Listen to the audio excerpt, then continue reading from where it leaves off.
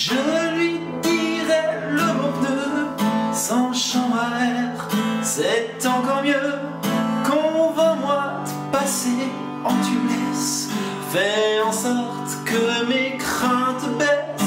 Les crevaisons, c'est du passé. Une performance améliorée. Merci Sylvain.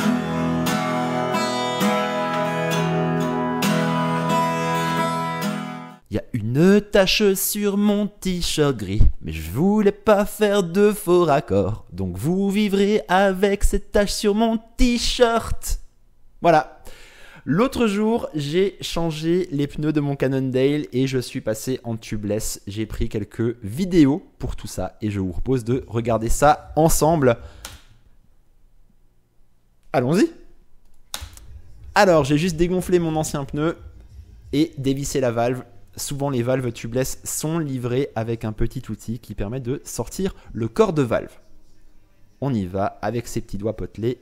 On sort le corps de valve. On le nettoiera tout à l'heure, on verra ça. Ensuite, on place le démonte-pneu de manière à soulever l'une des tringles. Alors là, une précision, faites attention parce que des fois, on prend les deux tringles en même temps et ça paraît super dur. Glissez bien votre démonte-pneu entre les deux tringles et faites levier sur le bord de la jante histoire de le décaler à un endroit. Si le pneu est très serré, n'hésitez pas à utiliser deux démonte-pneus pour faire levier avec un petit écartement de 15 ou 20 cm et le pneu va se décaler au niveau de sa tringle d'un côté. Ce qu'on veut ensuite, c'est faire le tour de la roue et vraiment décaler une tringle. Faites attention à vos petits doigts. J'ai une cicatrice ici, je vous jure, elle est énorme. C'est parce qu'un jour j'ai ripé comme ça contre un rayon. C'était la catastrophe la plus totale. Voilà. Dégagez une tringle. Une fois qu'une tringle est dégagée, c'est facile de sortir l'autre. Quand l'autre tringle est dégagée, il restera peut-être du liquide anti-crevaison dans ce pneu tubeless. Sortez-le. Là, j'ai utilisé The Injector. On dirait une chanson de métal. Oh, The Injector. Voilà, le liquide peut avoir vieilli, il peut s'être liquéfié. Shall we liquefy? Oh, you and I.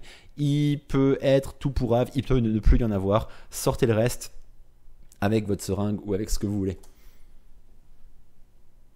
Une fois qu'on a sorti le reste et qu'on a décalé le pneu, on vient nettoyer soigneusement la jante et la valve. C'est chouette de nettoyer la valve. On saisit cette occasion histoire de pouvoir bien gonfler et dégonfler nos pneus plus tard. Donc là, j'ai pris un petit tournevis tordu, je suis allé dedans et j'ai poussé un petit peu le vieux liquide anti-crevaison qui aura fait des petites boules, comme des petites crottes de nez.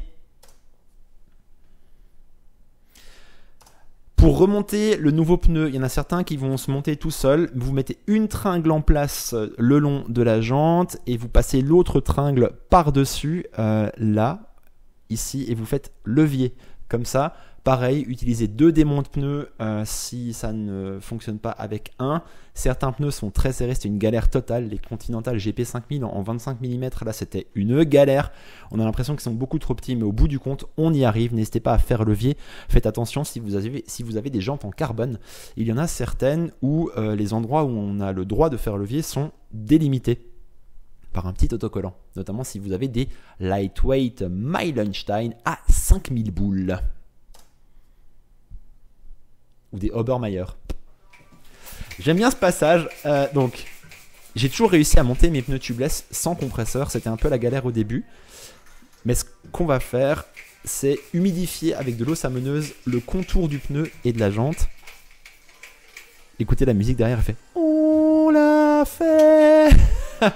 Et là, je vous promets que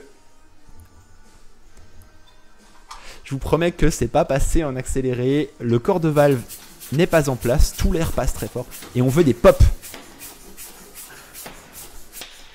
Voilà, gonflez bien jusqu'à 5 ou 6 bars.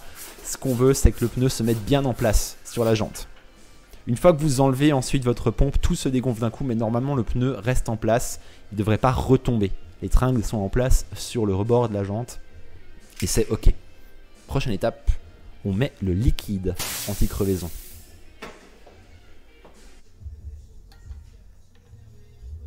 Soyez malin avec le placement de la valve, histoire que quand vous enlevez votre seringue, il n'y en ait pas qui s'en foutent partout.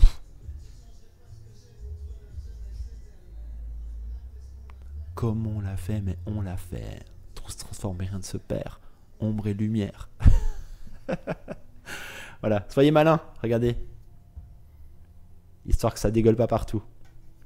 C'est ça qui est beau. Un petit coup de chiffon après. Voilà, tout va bien. Très bien, prenez cette occasion pour nettoyer le corps de valve. C'est le moment, vous l'avez sous la main, un petit coup de chiffon, c'est pas du luxe. Et ensuite vous le remontez en le serrant d'abord avec vos petits doigts potelés, doux et magnifiques.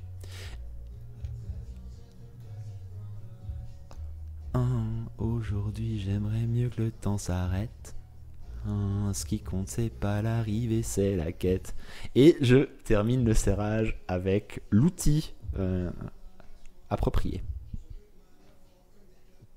Ensuite vous gonflez votre pneu à la pression appropriée. J'en ai parlé sur ma vidéo précédente. Regardez la bonne pression, il y a des outils en ligne pour ça. C'est cette pression qui va vous permettre d'avoir le moins de résistance au roulement possible. Certains pneus sont moins étanches de base. J'ai eu de l'expérience avec des pneus justement avec des flancs comme ceux-ci dont l'étanchéité était moindre au début. Donc soit vous faites tourner votre roue un moment, soit vous la faites rebondir par terre. Le meilleur truc c'est d'aller faire un joli tour histoire d'étanchéifier les flancs du pneu, toutes les porosités, que le liquide anti-crevaison se répartisse bien partout. Mais c'est fini, vous avez monté vos pneus tubeless. Voilà, je crois qu'à la fin de la vidéo je vous disais au revoir.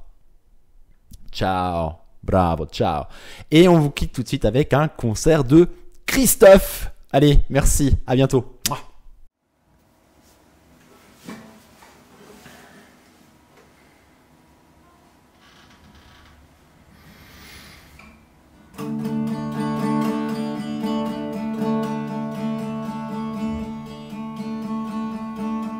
Il est 6 heures au clocher de l'église. Dans le square, les fleurs poétisent. Une fille va sortir de la mairie. Comme chaque soir, je l'attends, elle me sourit. Il faudrait que je lui parle.